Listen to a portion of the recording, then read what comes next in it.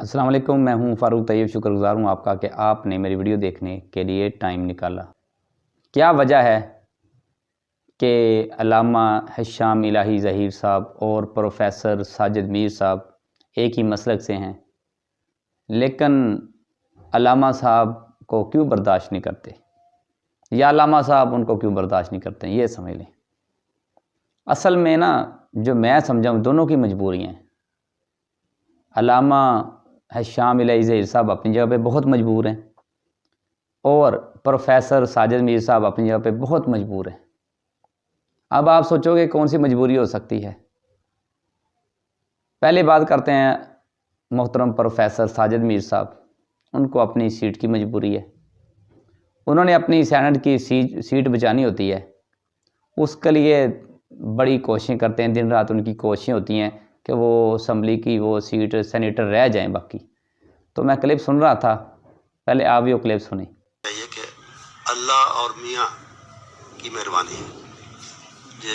ये पांचवी मरतबा शायद ही मेरा ख्याल है किसी को कम ही किसी को ज़्यादा। क्लिप सुन लिया आपने हज़रत साहब का। कहते हैं मुझ पर अल्लाह और मियाँ का करम है कि मैं 5वीं दफ़ा शायद बन रहा हूँ सेनेटर। तो सारी मजबूरी उनकी ये है, उनको सीट बचाने के लिए कुछ बातें छुपानी पड़ती है, कहीं झुकना पड़ता है। कई चीज़ें ऐसी हैं जो हक होता है, लेकिन मजबूरन इसी सीट के लिए, असम्बली में जाने के लिए यह काम करना पड़ता है। समझते हैं मजबूरी, बहुत मजबूर है वो। दूसरे अल्लामा हिशाम इलाही ज़हीर साहब, तो इनकी क्या मजबूरी हो सकती है। इनकी मजबूरी है कि ये हक बोलने से बाज नहीं आते। इनको लाख समझाया उन्होंने कि हक ना बोला करो, नून लीग के ख़िलाफ़ बात ना करो, फ़लाँ सियासी जमात के ख़िलाफ़ ना बात करो, फ़लाँ से इत्तेहाद कर लो। तो ये आगे से डंके की चोट पे कहते हैं नहीं जी, हम झुक नहीं सकते, हम सहाबा के लिए लड़ेंगे, हम शरीयत के लिए लड़ेंगे। तो अल्लामा साहब, जब आप हक बोलेंगे आपको गालियाँ पड़ेंगी। आप जब हक बात करेंगे ना, तो उनकी सीट को नुकसान होता है। उनको ऊपर से ज़ोर होता है प्रोफेसर साजिद मीर साहब को कि ये आपके मसला का, इसको रोकते क्यों नहीं।